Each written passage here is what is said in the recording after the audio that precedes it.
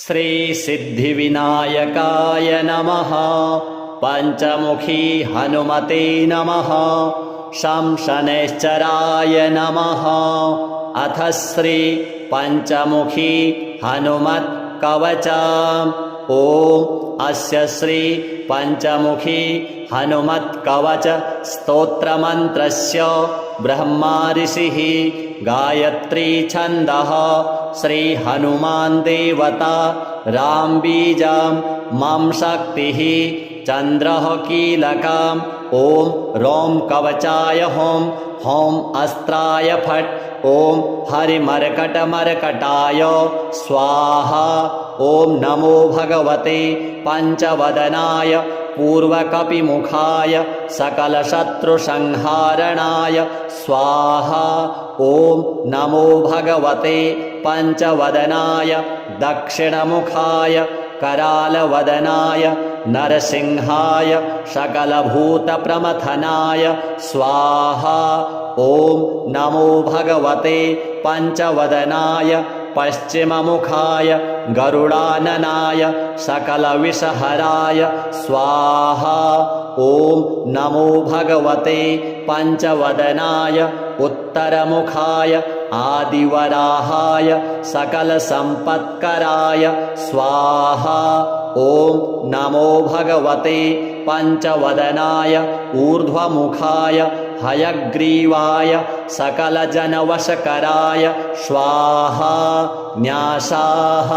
ओम अस्य श्री पंचमुखी हनुमत् कवचस्तोत्रस्य श्रीरामचन्द्र ऋषिः अनुष्टुप् छन्दः श्रीरामचन्द्रो देवता सीता इति बीजं हनुमानिति शक्तिः हनुमत्प्रीत्यर्थे जपे विनियोगः। पुनर्हनुमानिति बीजं ओम वायुपुत्राय इति शक्तिः अंजनासुतायेति कीलकं श्रीरामचन्द्र वरप्रसादसिद्ध्यर्थे जपे विनियोगः। ओम अंजनासुताय अंगुष्ठाभ्यां नमः। ओम रुद्रमूर्तये तर्जनीभ्यां नमः। ओम वायुपुत्राय मध्यमाभ्यां नमः। ओम अग्निगर्भाय अनामिकाभ्यां नमः। ओम रामदूताय कनिष्ठिकाभ्यां नमः। ओम सीताशोकनिवारणाय करतलकरपृष्ठाभ्यां नमः। ओम अंजनासुताय हृदयाय नमः। ओम रुद्रमूर्तये शिरसे स्वाहा। ओम वायुपुत्राय शिखायै वषट्। ओम अग्निगर्भाय कवचाय हुम्। ओम रामदूताय नेत्रत्रयाय वषट्। ओम पंचमुखी हनुमते अस्त्राय फट्। ओम पंचमुखी हनुमते स्वाहा इति दिग्बन्धः। ध्यानम् वन्दे वानरनारसिंह खगराट् क्रोडाश्ववक्त्रान्वितं दिव्यालङ्करणं त्रिपञ्चनयनं देदीप्यमानं रुचा हस्ताब्जैरशिखेटपुस्तकसुधा कुम्भाङ्कुशाद्रिं खट्वाङ्गं फणिभूरुहं दशभुजं सर्वारिवीरापहं श्रीरामदूताय आञ्जनेयाय वायुपुत्राय महाबलाय सीताशोकनिवारणाय महाबलप्रचण्डाय लङ्कापुरीदहनाय फाल्गुनसखाय कोलाहल सकलब्रह्माण्ड विश्वरूपाय सप्तसमुद्रान्तराललङ्घिताय पिङ्गलनयनायामित विक्रमाय सूर्यबिम्ब फलसेवाधिष्ठित पराक्रमाय संजीवन्या अंगदलक्ष्मण महाकपि सैन्यप्राणदात्रे दशग्रीव विध्वंसनाय रामेष्टाय सीतासहित रामचन्द्र वरप्रसादाय षट्प्रयोगागम पंचमुखी हनुमन् मंत्रजपे विनियोगः।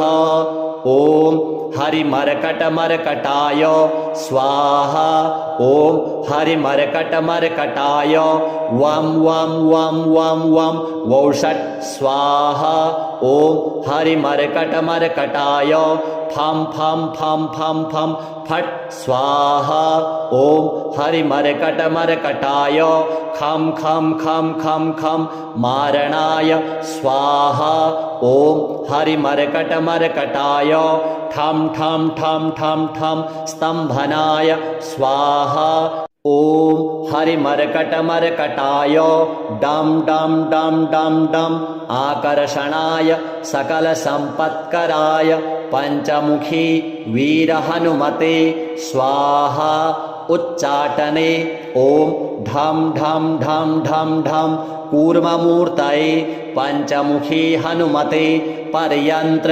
तन्त्रोच्चाटनाय स्वाहा कं खं गं घं यं चं छं जं झं यं टं ठं डं ढं णं तं थं दं धं नं पं फं बं भं मं यं रं लं वं शं शं सं हं क्षं स्वाहा इति दिग्बन्धः ॐ पूर्वकपिमुखाय पञ्चमुखी हनुमते ठं ठं ठं ठं ठं सकलशत्रुसंहारणाय स्वाहा ॐ दक्षिणमुखाय पञ्चमुखी हनुमते करालवदनाय नरसिंहाय ह्रां ह्रां ह्रां ह्रां ह्रां सकलभूतप्रेतदमनाय स्वाहा ॐ पश्चिममुखाय गरुडासनाय पञ्चमुखी वीरहनुमते मं मं मं मं मं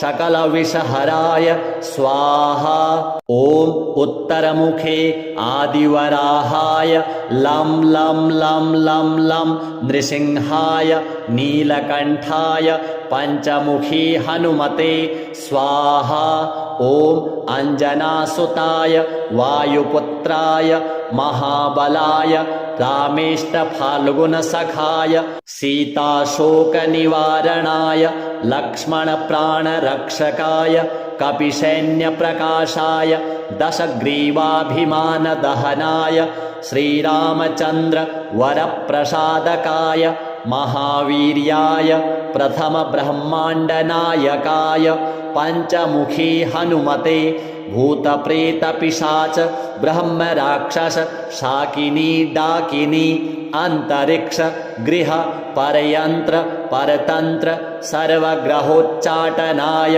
सकलशत्रुसंहारणाय पञ्चमुखी हनुमद्वरप्रसादाय सर्वरक्षकाय जं जं जं जं स्वाहा पठित्वेदं तु कवचं महान्तं कवचं पठेत् एकवारं पठेन्नित्यं सर्वशत्रुनिवारणं द्विवारं तु पठेन्नित्यं पुत्रपौत्रप्रवर्धनं त्रिवारं पठते नित्यं सर्वसम्पत्करं परं चतुर्वारं पठेन्नित्यं सर्वमर्त्यवशङ्करं पञ्चवारं पठेन्नित्यं सर्वरोगनिवारणं षड्वारं तु पठेन्नित्यं सर्वदेववशीकरं सप्तवारं पठेन्नित्यं सर्वकामार्थसिद्धिदम् अष्टवारं पठेन्नित्यं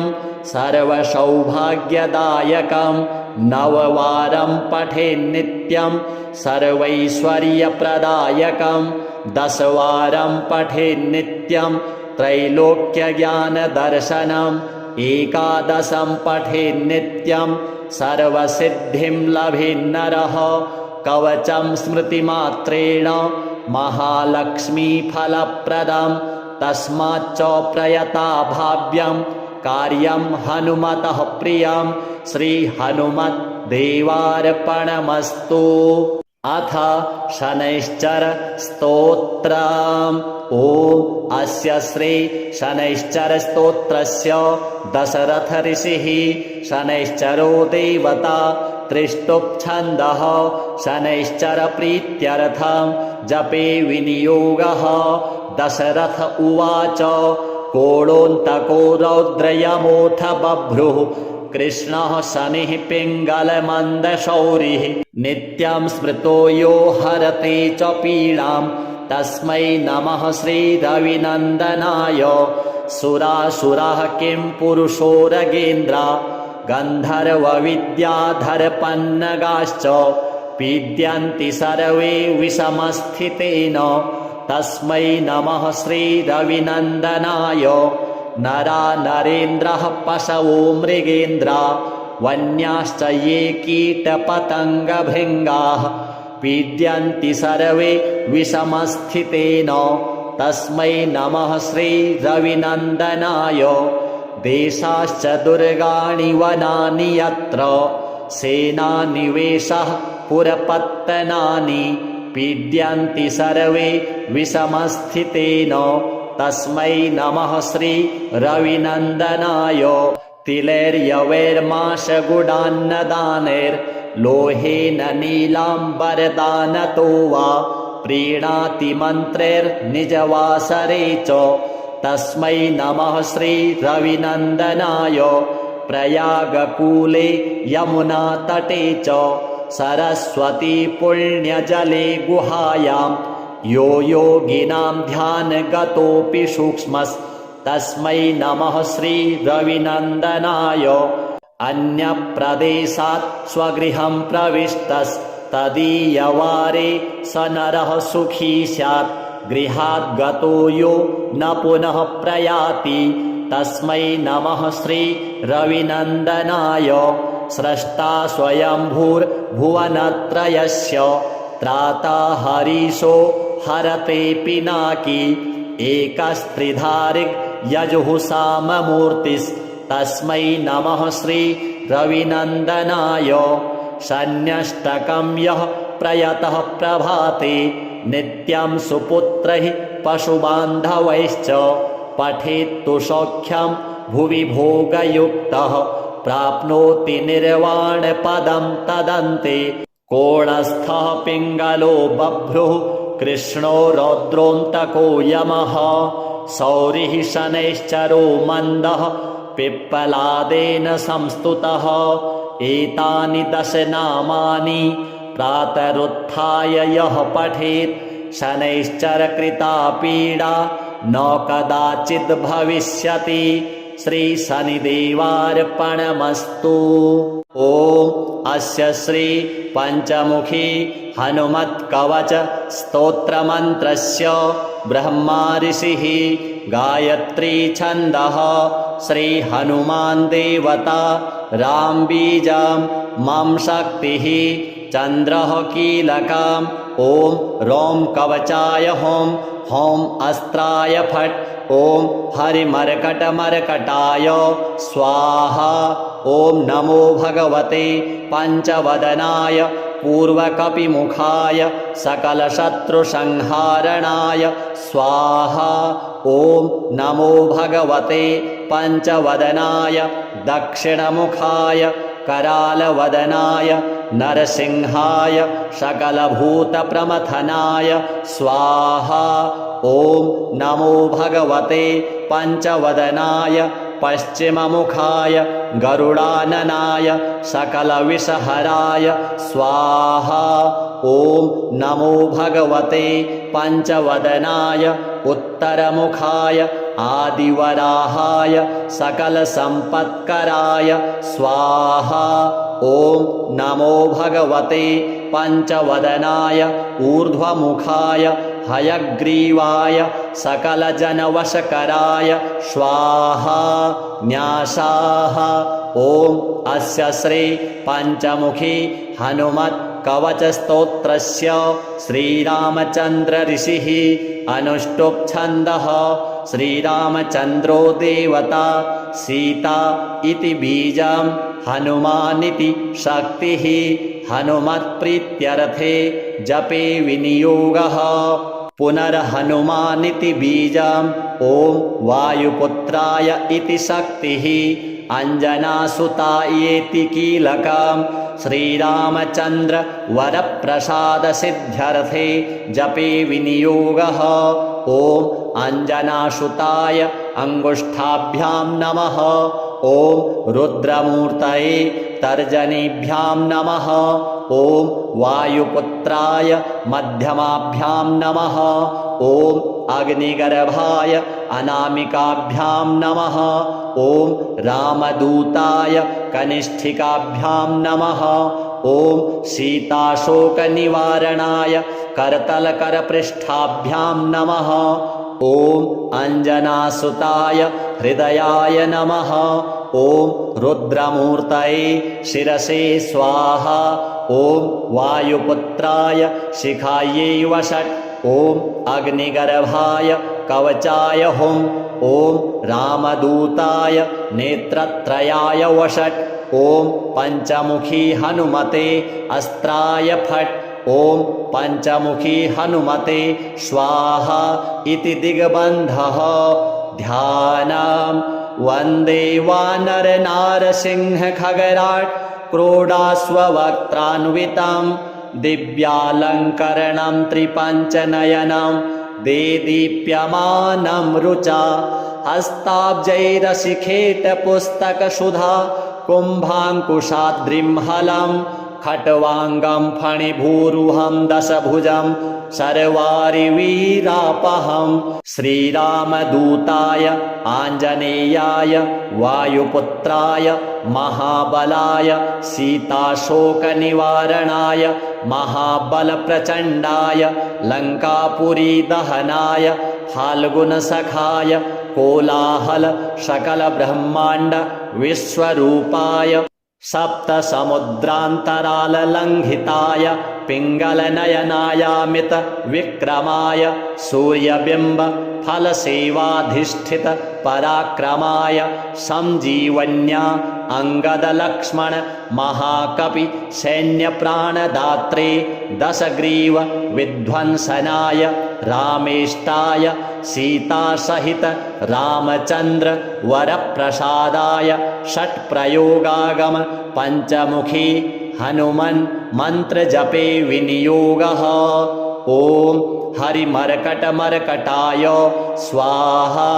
ॐ हरिमर्कटमर्कटाय वं वं वं वं वं वौषट् स्वाहा। ॐ हरिमर्कटमर्कटाय फं फं फं फं फं फट् स्वाहा। ॐ हरिमर्कटमर्कटाय खं खं खं खं खं मारणाय स्वाहा। ॐ हरिमर्कटमर्कटाय ठं ठं ठं ठं ठं स्तम्भनाय स्वाहा।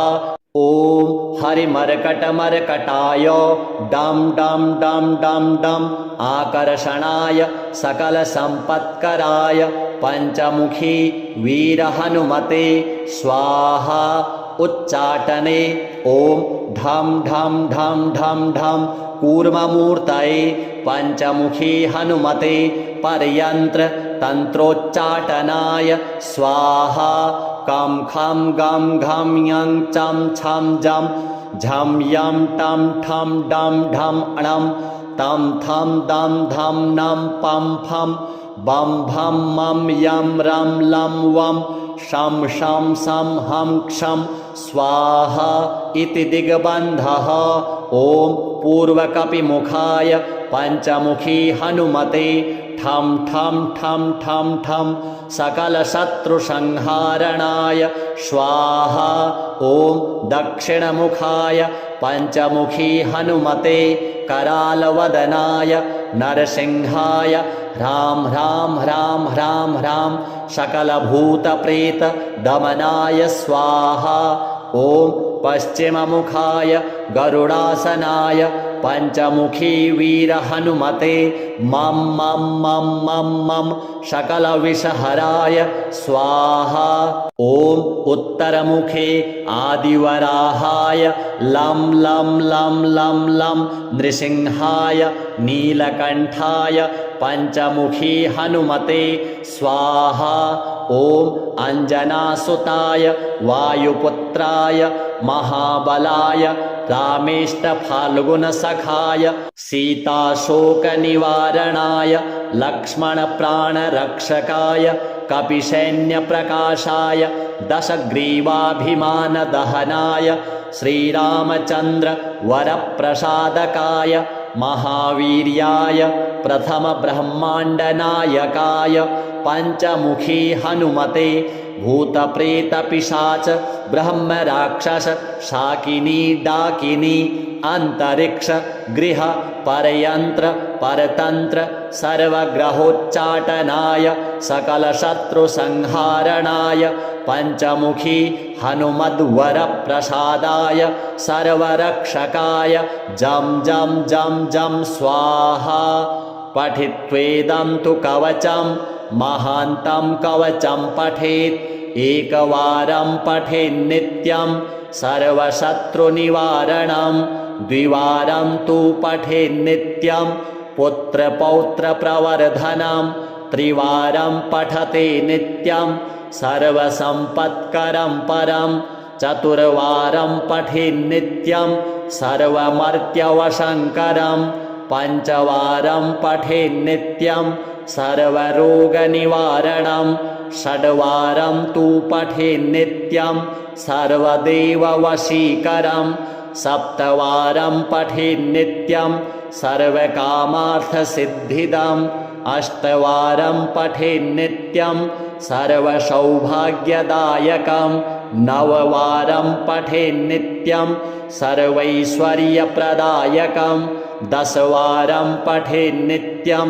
त्रैलोक्यज्ञानदर्शनम् एकादशं पठेन्नित्यं सर्वसिद्धिं लभेन्नरः कवचं स्मृतिमात्रेण महालक्ष्मीफलप्रदं तस्माच्च प्रयता भाव्यं कार्यं हनुमतः प्रियं श्रीहनुमद्देवार्पणमस्तु। अथ शनैश्चर स्तोत्रम्। ॐ अस्य श्री शनैश्चर स्तोत्रस्य दशरथ ऋषिः शनैश्चरो देवता त्रिष्टुप् छन्दः शनैश्चर प्रीत्यर्थं जपे विनियोगः।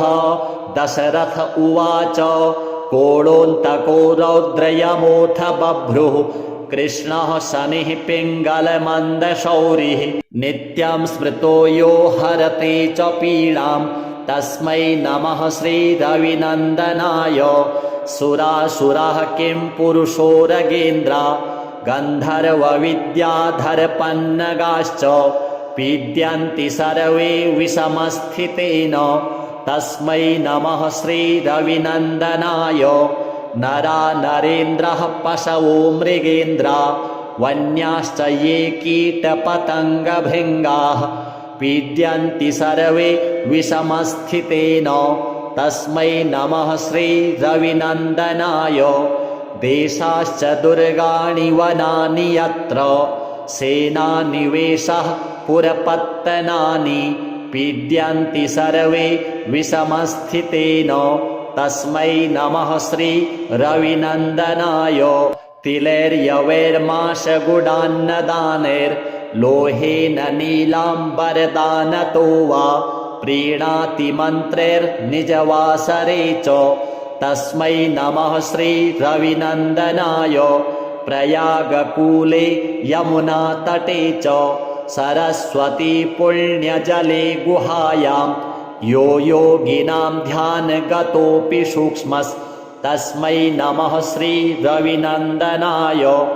अन्यप्रदेशात् स्वगृहं प्रविष्टस्तदीयवारे स नरः सुखी स्यात् गृहात् गतो यो न पुनः प्रयाति तस्मै नमः श्रीरविनन्दनाय। स्रष्टा स्वयंभूर्भुवनत्रयस्य त्राता हरीशो हरते पिनाकी एकस्त्रिधारिक् यजुःसाममूर्तिस्तस्मै नमः श्रीरविनन्दनाय।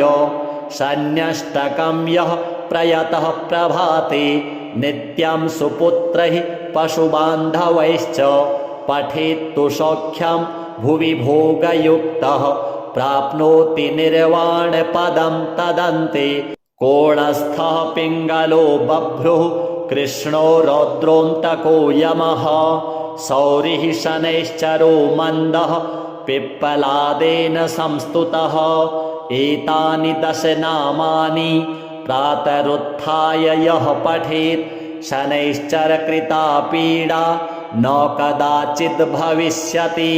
श्रीशनिदेवार्पणमस्तु।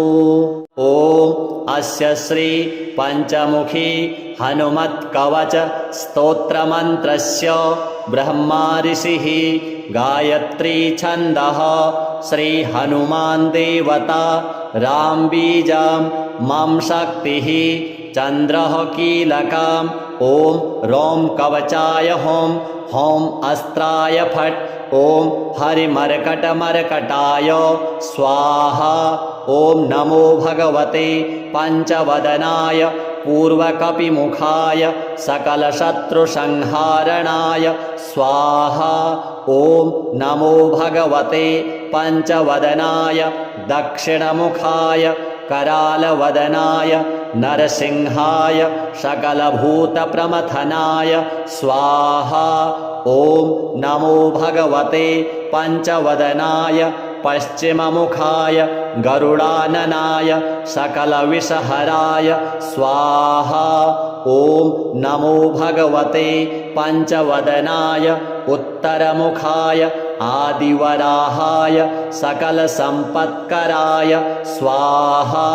ॐ नमो भगवते पञ्चवदनाय ऊर्ध्वमुखाय हयग्रीवाय सकलजनवशकराय स्वाहा। न्यासाः। ॐ अस्य श्री पञ्चमुखी हनुमत् कवचस्तोत्रस्य श्रीरामचन्द्र ऋषिः अनुष्टुप् छन्दः श्रीरामचन्द्रो देवता सीता इति बीजं हनुमानिति शक्तिः हनुमत्प्रीत्यर्थे जपे विनियोगः। पुनर्हनुमानिति बीजं ॐ वायुपुत्राय इति शक्तिः अंजनासुतायेति कीलकं श्रीरामचन्द्र वरप्रसादसिद्ध्यर्थे जपे विनियोगः। ॐ अंजनासुताय अंगुष्ठाभ्यां नमः। ॐ रुद्रमूर्तये तर्जनीभ्यां नमः। ॐ वायुपुत्राय मध्यमाभ्यां नमः। ॐ अग्निगर्भाय अनामिकाभ्यां नमः। ॐ रामदूताय कनिष्ठिकाभ्यां नमः। ॐ सीताशोकनिवारणाय करतलकरपृष्ठाभ्यां नमः। ॐ अंजनासुताय हृदयाय नमः। ॐ रुद्रमूर्तये शिरसे स्वाहा। ॐ वायुपुत्राय शिखायै वषट्। ॐ अग्निगर्भाय कवचाय हुं। ॐ रामदूताय नेत्रत्रयाय वषट्। ॐ पञ्चमुखी हनुमते अस्त्राय फट्। ॐ पञ्चमुखी हनुमते स्वाहा इति दिग्बन्धः। ध्यानम् वन्दे वानरनारसिंहखगराट् क्रोडाश्ववक्त्रान्वितं दिव्यालङ्करणं त्रिपञ्चनयनं देदीप्यमानं रुचा हस्ताब्जैरशिखेटपुस्तकसुधा कुम्भाङ्कुशाद्रिं खट्वाङ्गं फणिभूरुहं दशभुजं सर्वारिवीरापहं श्रीरामदूताय आञ्जनेयाय वायुपुत्राय महाबलाय सीताशोकनिवारणाय महाबलप्रचण्डाय लङ्कापुरीदहनाय फाल्गुनसखाय कोलाहल सकलब्रह्माण्ड विश्वरूपाय सप्तसमुद्रान्तराललङ्घिताय पिङ्गलनयनायामित विक्रमाय सूर्यबिम्ब फलसेवाधिष्ठित पराक्रमाय संजीवन्या अंगदलक्ष्मण महाकपि सैन्यप्राणदात्रे दशग्रीव विध्वंसनाय रामेष्टाय सीतासहित रामचन्द्र वरप्रसादाय षट्प्रयोगागम पञ्चमुखी हनुमन् मन्त्रजपे विनियोगः। ॐ हरिमर्कटमर्कटाय स्वाहा। ॐ हरिमर्कटमर्कटाय वं वं वं वं वं वौषट् स्वाहा। ॐ हरिमर्कटमर्कटाय फं फं फं फं फं फट् स्वाहा। ॐ हरिमर्कटमर्कटाय खं खं खं खं खं मारणाय स्वाहा। ॐ हरिमर्कटमर्कटाय ठं ठं ठं ठं ठं स्तम्भनाय स्वाहा। ॐ हरिमर्कटमर्कटाय डं डं डं डं डं आकर्षणाय सकलसम्पत्कराय पञ्चमुखी वीरहनुमते स्वाहा।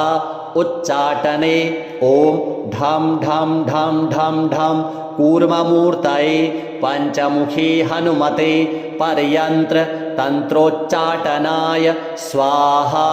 कं खं गं घं यं चं छं जं झं यं टं ठं डं ढं णं तं थं दं धं नं पं फं बं भं मं यं रं लं वं शं शं सं हं क्षं स्वाहा इति दिग्बन्धः।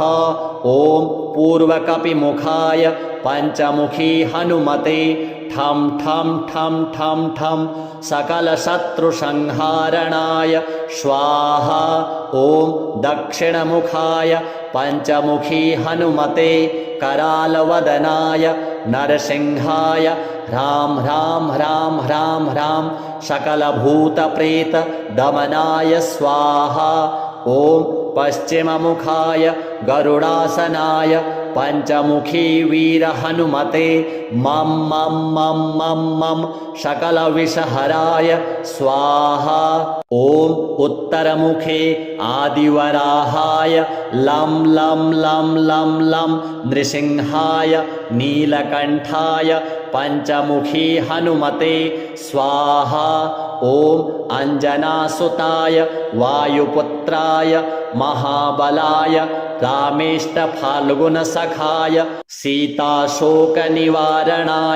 लक्ष्मणप्राणरक्षकाय कपिसैन्यप्रकाशाय दशग्रीवाभिमानदहनाय श्रीरामचन्द्रवरप्रसादकाय महावीर्याय प्रथमब्रह्माण्डनायकाय पञ्चमुखी हनुमते भूतप्रेतपिशाच ब्रह्मराक्षस शाकिनी डाकिनी अंतरिक्ष गृह परयंत्र परतंत्र सर्वग्रहोच्चाटनाय सकलशत्रुसंहारणाय पञ्चमुखी हनुमद्वरप्रसादाय सर्वरक्षकाय जं जं जं जं स्वाहा। पठित्वेदं तु कवचं महान्तं कवचं पठेत् एकवारं पठेन्नित्यं सर्वशत्रुनिवारणं द्विवारं तु पठेन्नित्यं पुत्रपौत्रप्रवर्धनं त्रिवारं पठते नित्यं सर्वसम्पत्करं परं चतुर्वारं पठेन्नित्यं सर्वमर्त्यवशङ्करं पञ्चवारं पठेन्नित्यं सर्वरोगनिवारणं षड्वारं तु पठेन्नित्यं सर्वदेववशीकरं सप्तवारं पठेन्नित्यं सर्वकामार्थसिद्धिदम् अष्टवारं पठेन्नित्यं सर्वसौभाग्यदायकं नववारं पठेन्नित्यं सर्वैश्वर्यप्रदायकं दशवारं पठेन्नित्यं त्रैलोक्यज्ञानदर्शनम् एकादशं पठेन्नित्यं सर्वसिद्धिं लभेन्नरः कवचं स्मृतिमात्रेण महालक्ष्मीफलप्रदं तस्माच्च प्रयता भाव्यं कार्यं हनुमतः प्रियं श्रीहनुमद्देवार्पणमस्तु। अथ शनैश्चर स्तोत्रम्। ॐ अस्य श्री शनैश्चर स्तोत्रस्य दशरथ ऋषिः शनैश्चरो देवता त्रिष्टुप् छन्दः शनैश्चर प्रीत्यर्थं जपे विनियोगः। दशरथ उवाच कोणोऽन्तको रौद्रयमोऽथ बभ्रुः कृष्णः शनिः पिङ्गलमन्दशौरिः नित्यं स्मृतो यो हरते च पीडां तस्मै नमः श्रीरविनन्दनाय। सुरासुरः किं पुरुषोरगेन्द्रा गन्धर्वविद्याधरपन्नगाश्च पीड्यन्ति सर्वे विषमस्थितेन तस्मै नमः श्रीरविनन्दनाय। नरा नरेन्द्रः पशवो मृगेन्द्रा वन्याश्च ये कीटपतङ्गभृङ्गाः पीड्यन्ति सर्वे विषमस्थितेन तस्मै नमः श्रीरविनन्दनाय।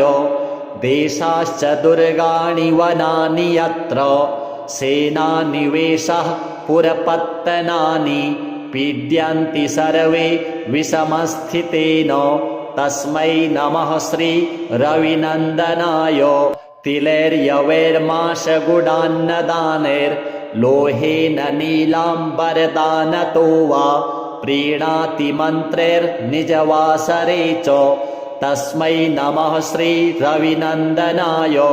प्रयागकूले यमुनातटे च सरस्वती पुण्यजले गुहायां यो योगिनां ध्यानगतोऽपि सूक्ष्मस्तस्मै नमः श्रीरविनन्दनाय।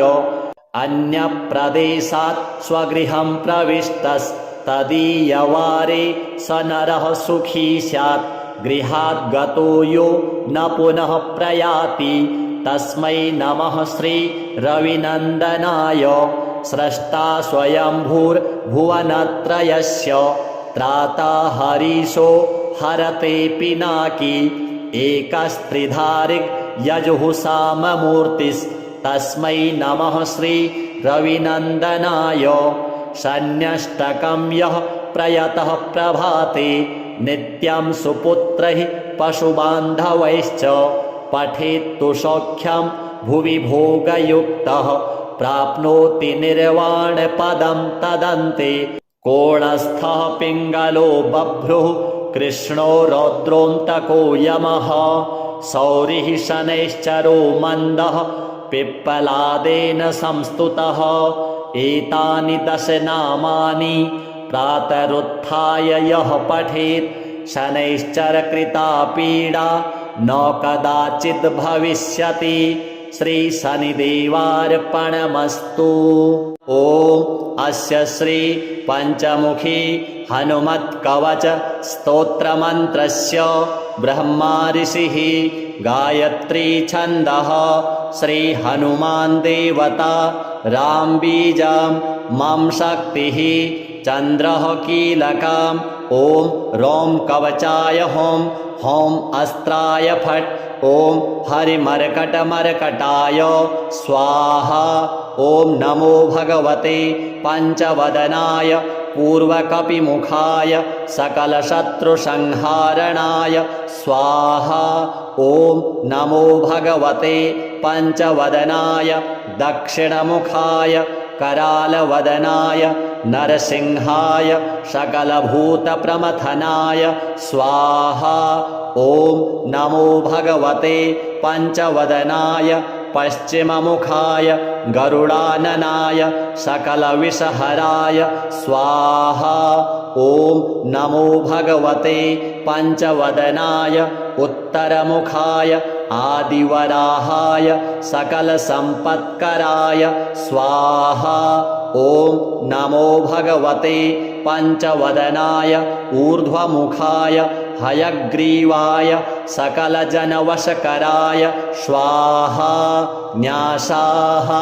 ॐ अस्य श्री पञ्चमुखी हनुमत् कवचस्तोत्रस्य श्रीरामचन्द्र ऋषिः अनुष्टुप् छन्दः श्रीरामचन्द्रो देवता सीता इति बीजं हनुमानिति शक्तिः हनुमत्प्रीत्यर्थे जपे विनियोगः। पुनर्हनुमानिति बीजं ॐ वायुपुत्राय इति शक्तिः अंजनासुतायेति कीलकम् श्रीरामचन्द्र वरप्रसादसिद्ध्यर्थे जपे विनियोगः। ॐ अञ्जनासुताय अङ्गुष्ठाभ्यां नमः। ॐ रुद्रमूर्तये तर्जनीभ्यां नमः। ॐ वायुपुत्राय मध्यमाभ्यां नमः। ॐ अग्निगर्भाय अनामिकाभ्यां नमः। ॐ रामदूताय कनिष्ठिकाभ्यां नमः। ॐ सीताशोकनिवारणाय करतलकरपृष्ठाभ्यां नमः। ॐ अञ्जनासुताय हृदयाय नमः। ॐ रुद्रमूर्तये शिरसे स्वाहा। ॐ वायुपुत्राय शिखायै वषट्। ॐ अग्निगर्भाय कवचाय हुम्। ॐ रामदूताय नेत्रत्रयाय वषट्। ॐ पञ्चमुखी हनुमते अस्त्राय फट्। ॐ पञ्चमुखी हनुमते स्वाहा इति दिग्बन्धः। ध्यानम् वन्दे वानरनारसिंहखगराट् क्रोडाश्ववक्त्रान्वितं दिव्यालङ्करणं त्रिपञ्चनयनं देदीप्यमानं रुचा हस्ताब्जैरशिखेटपुस्तकसुधा कुम्भाङ्कुशाद्रिं हलं खट्वाङ्गं फणिभूरुहं दशभुजं सर्वारिवीरापहं। श्रीरामदूताय आञ्जनेयाय वायुपुत्राय महाबलाय सीताशोकनिवारणाय महाबलप्रचण्डाय लङ्कापुरीदहनाय फाल्गुनसखाय कोलाहल सकलब्रह्माण्ड विश्वरूपाय सप्तसमुद्रान्तराललङ्घिताय पिङ्गलनयनायामित विक्रमाय सूर्यबिम्ब फलसेवाधिष्ठित पराक्रमाय संजीवन्या अंगदलक्ष्मण महाकपि सैन्यप्राणदात्रे दशग्रीव विध्वंसनाय रामेष्टाय सीतासहित रामचन्द्र वरप्रसादाय षट्प्रयोगागम पञ्चमुखी हनुमन् मन्त्रजपे विनियोगः। ॐ हरिमर्कटमर्कटाय स्वाहा। ॐ हरिमर्कटमर्कटाय वं वं वं वं वं वौषट् स्वाहा। ॐ हरिमर्कटमर्कटाय फं फं फं फं फं फट् स्वाहा। ॐ हरिमर्कटमर्कटाय खं खं खं खं खं मारणाय स्वाहा। ॐ हरिमर्कटमर्कटाय ठं ठं ठं ठं ठं स्तम्भनाय स्वाहा। ॐ हरिमर्कटमर्कटाय डं डं डं डं डं आकर्षणाय सकलसम्पत्कराय पञ्चमुखी वीरहनुमते स्वाहा। उच्चाटने ॐ ढं ढं ढं ढं ढं कूर्ममूर्तये पञ्चमुखी हनुमते पर्यन्त्र तन्त्रोच्चाटनाय स्वाहा। कं खं गं घं यं चं छं जं झं यं टं ठं डं ढं णं तं थं दं धं नं पं फं बं भं मं यं रं लं वं शं शं सं हं क्षं स्वाहा इति दिग्बन्धः। ॐ पूर्वकपिमुखाय पञ्चमुखी हनुमते ठं ठं ठं ठं ठं सकलशत्रुसंहारणाय स्वाहा। ॐ दक्षिणमुखाय पञ्चमुखी हनुमते करालवदनाय नरसिंहाय ह्रां ह्रां ह्रां ह्रां ह्रां सकलभूतप्रेत दमनाय स्वाहा। ॐ पश्चिममुखाय गरुडासनाय पञ्चमुखी वीरहनुमते मं मं मं मं मं सकलविषहराय स्वाहा।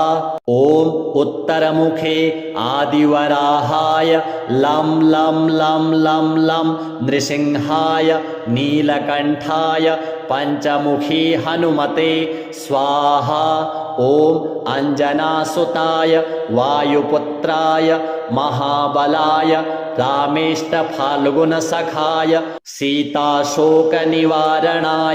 लक्ष्मणप्राणरक्षकाय कपिसैन्यप्रकाशाय दशग्रीवाभिमानदहनाय श्रीरामचन्द्रवरप्रसादकाय महावीर्याय प्रथमब्रह्माण्डनायकाय पञ्चमुखी हनुमते भूतप्रेतपिशाच ब्रह्मराक्षस शाकिनी डाकिनी अन्तरिक्ष गृह परयन्त्र परतन्त्र सर्वग्रहोच्चाटनाय सकलशत्रुसंहारणाय पञ्चमुखी हनुमद्वरप्रसादाय सर्वरक्षकाय जं जं जं जं स्वाहा। पठित्वेदं तु कवचं महान्तं कवचं पठेत् एकवारं पठेन्नित्यं सर्वशत्रुनिवारणं द्विवारं तु पठेन्नित्यं पुत्रपौत्रप्रवर्धनं त्रिवारं पठते नित्यं सर्वसम्पत्करं परं चतुर्वारं पठेन्नित्यं सर्वमर्त्यवशङ्करं पञ्चवारं पठेन्नित्यं सर्वरोगनिवारणं षड्वारं तु पठेन्नित्यं सर्वदेववशीकरं सप्तवारं पठेन्नित्यं सर्वकामार्थसिद्धिदम् अष्टवारं पठेन्नित्यं सर्वसौभाग्यदायकं नववारं पठेन्नित्यं सर्वैश्वर्यप्रदायकं दशवारं पठेन्नित्यं त्रैलोक्यज्ञानदर्शनम् एकादशं पठेन्नित्यं सर्वसिद्धिं लभेन्नरः कवचं स्मृतिमात्रेण महालक्ष्मीफलप्रदं तस्माच्च प्रयता भाव्यं कार्यं हनुमतः प्रियं श्रीहनुमद्देवार्पणमस्तु। अथ शनैश्चर स्तोत्रम्।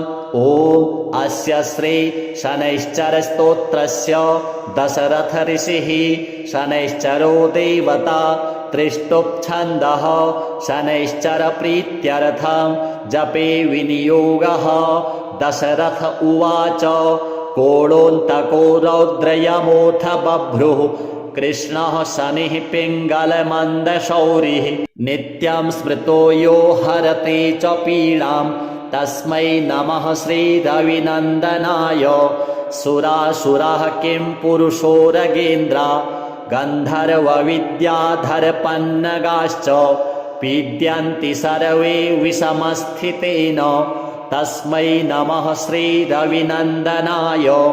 नरा नरेन्द्रः पशवो मृगेन्द्रा वन्याश्च ये कीटपतङ्गभृङ्गाः पीड्यन्ति सर्वे विषमस्थितेन तस्मै नमः श्रीरविनन्दनाय। देशाश्च दुर्गाणि वनानि यत्र सेनानिवेशः पुरपत्तनानि पीड्यन्ति सर्वे विषमस्थितेन तस्मै नमः श्रीरविनन्दनाय।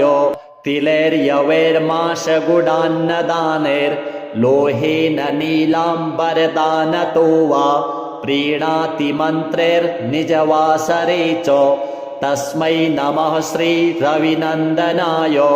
प्रयागकूले यमुनातटे च सरस्वती पुण्यजले गुहायां यो योगिनां ध्यानगतोऽपि सूक्ष्मस्तस्मै नमः श्रीरविनन्दनाय।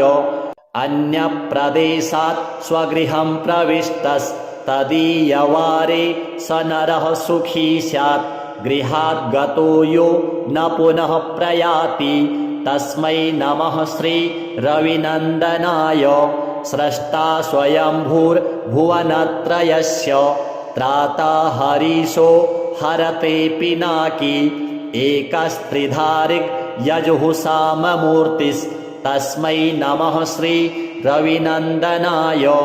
शन्यष्टकं यः प्रयतः प्रभाते नित्यं सुपुत्रैः पशुबान्धवैश्च पठेत्तु सौख्यं भुवि भोगयुक्तः प्राप्नोति निर्वाणपदं तदन्ते कोणस्थः पिङ्गलो बभ्रुः कृष्णो रौद्रोऽन्तको यमः सौरिः शनैश्चरो मन्दः पिप्पलादेन संस्तुतः एतानि 10 नामानि प्रातरुत्थाय यः पठेत् शनैश्चरकृता पीडा न कदाचिद् भविष्यति। श्रीशनिदेवार्पणमस्तु। ॐ अस्य श्री पञ्चमुखी हनुमत्कवच स्तोत्रमन्त्रस्य ब्रह्मा ऋषिः गायत्री छन्दः श्री हनुमान् देवता राम बीजं मम शक्तिः चन्द्रः कीलकम् ॐ रौं कवचाय हों हौं अस्त्राय फट् ॐ हरिमर्कटमर्कटाय स्वाहा। ॐ नमो भगवते पञ्चवदनाय पूर्वकपिमुखाय सकलशत्रुसंहारणाय स्वाहा। ॐ नमो भगवते पञ्चवदनाय दक्षिणमुखाय करालवदनाय नरसिंहाय सकलभूतप्रमथनाय स्वाहा। ॐ नमो भगवते पञ्चवदनाय पश्चिममुखाय गरुडाननाय सकलविषहराय स्वाहा। ॐ नमो भगवते पञ्चवदनाय उत्तरमुखाय आदिवराहाय सकलसम्पत्कराय स्वाहा।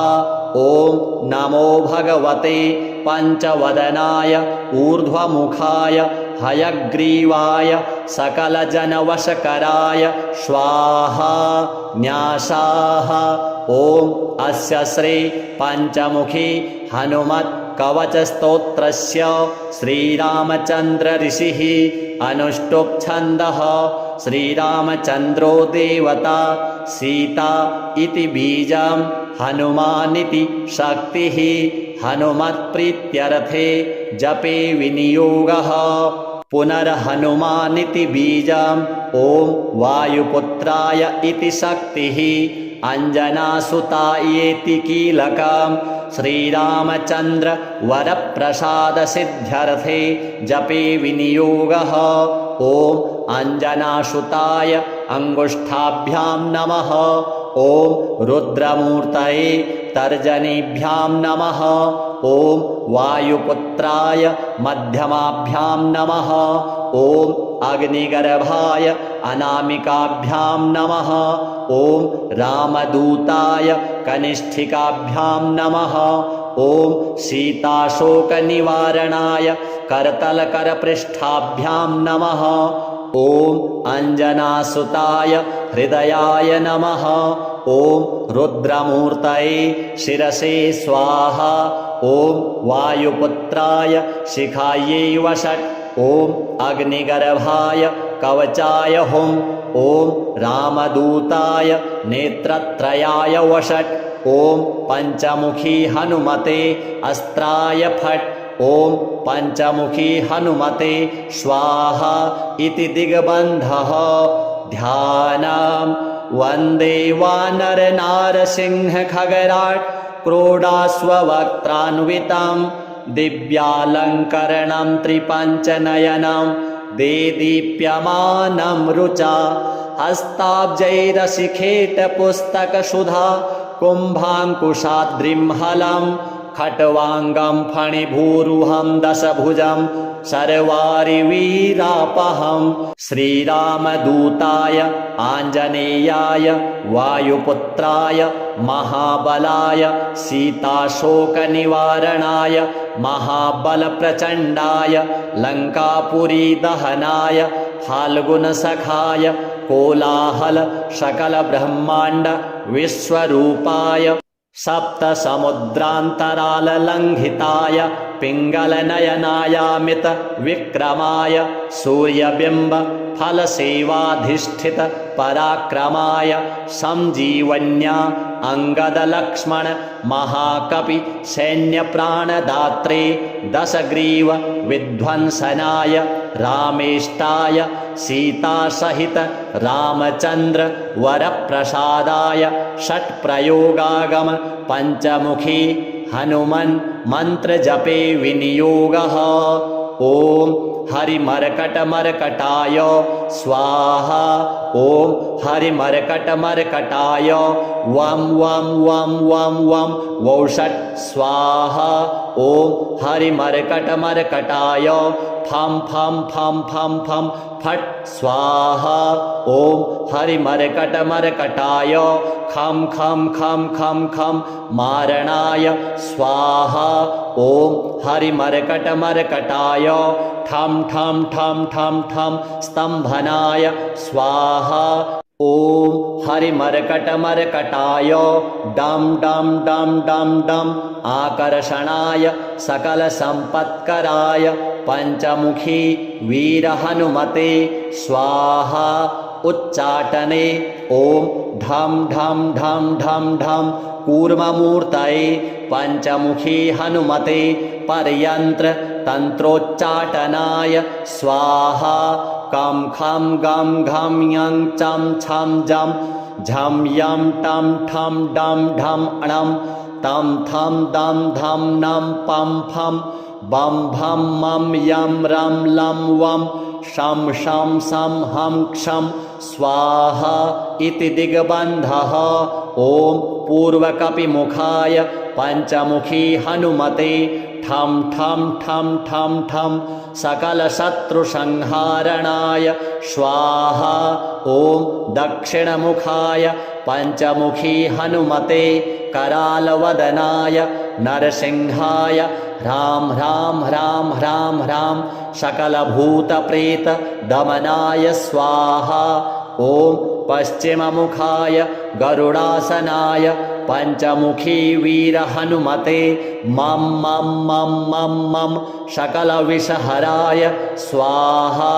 ॐ उत्तरमुखे आदिवराहाय लं लं लं लं लं नृसिंहाय नीलकण्ठाय पञ्चमुखी हनुमते स्वाहा। ॐ अञ्जनासुताय वायुपुत्राय महाबलाय रामेष्टफाल्गुनसखाय सीताशोकनिवारणाय लक्ष्मणप्राणरक्षकाय कपिसैन्यप्रकाशाय दशग्रीवाभिमानदहनाय श्रीरामचन्द्रवरप्रसादकाय महावीर्याय प्रथमब्रह्माण्डनायकाय पञ्चमुखी हनुमते भूतप्रेतपिशाच ब्रह्मराक्षस शाकिनी डाकिनी अंतरिक्ष गृह परयंत्र परतंत्र सर्वग्रहोच्चाटनाय सकलशत्रुसंहारणाय पञ्चमुखी हनुमद्वरप्रसादाय सर्वरक्षकाय जं जं जं जं स्वाहा। पठित्वेदं तु कवचं महान्तं कवचं पठेत् एकवारं पठेन्नित्यं सर्वशत्रुनिवारणं द्विवारं तु पठेन्नित्यं पुत्रपौत्रप्रवर्धनं त्रिवारं पठते नित्यं सर्वसम्पत्करं परं चतुर्वारं पठेन्नित्यं सर्वमर्त्यवशङ्करं पञ्चवारं पठेन्नित्यं सर्वरोगनिवारणं षड्वारं तु पठेन्नित्यं सर्वदेववशीकरं सप्तवारं पठेन्नित्यं सर्वकामार्थसिद्धिदम् अष्टवारं पठेन्नित्यं सर्वसौभाग्यदायकं नववारं पठेन्नित्यं सर्वैश्वर्यप्रदायकं दशवारं पठेन्नित्यं त्रैलोक्यज्ञानदर्शनम् एकादशं पठेन्नित्यं सर्वसिद्धिं लभेन्नरः कवचं स्मृतिमात्रेण महालक्ष्मीफलप्रदं तस्माच्च प्रयता भाव्यं कार्यं हनुमतः प्रियं श्रीहनुमद्देवार्पणमस्तु।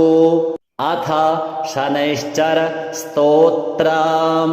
ॐ अस्य श्री शनैश्चर स्तोत्रस्य दशरथ ऋषिः शनैश्चरो देवता त्रिष्टुप्छन्दः शनैश्चर प्रीत्यर्थं जपे विनियोगः।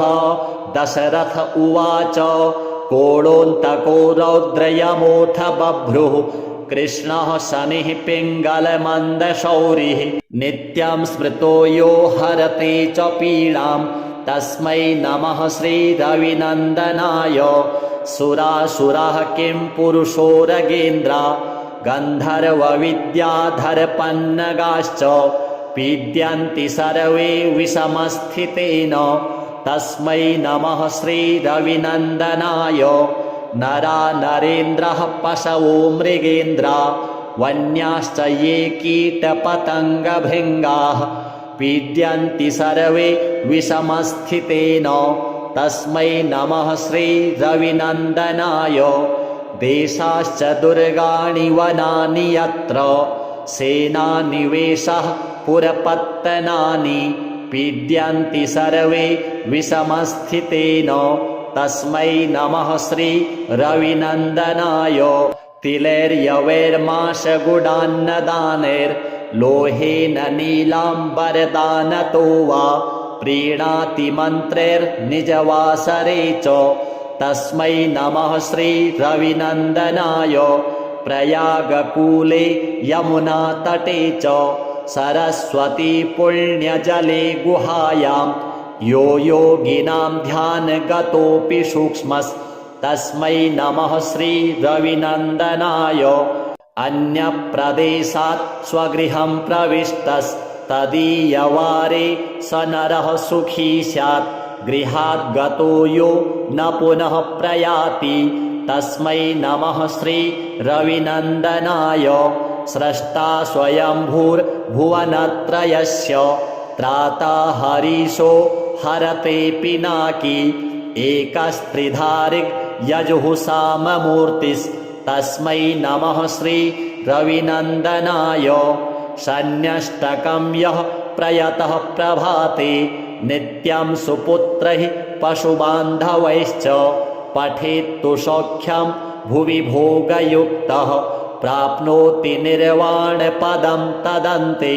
कोणस्थः पिङ्गलो बभ्रुः कृष्णो रौद्रोऽन्तको यमः सौरिः शनैश्चरो मन्दः पिप्पलादेन संस्तुतः। एतानि 10 नामानि प्रातरुत्थाय यः पठेत् शनैश्चरकृता पीडा न कदाचिद् भविष्यति। श्रीशनिदेवार्पणमस्तु।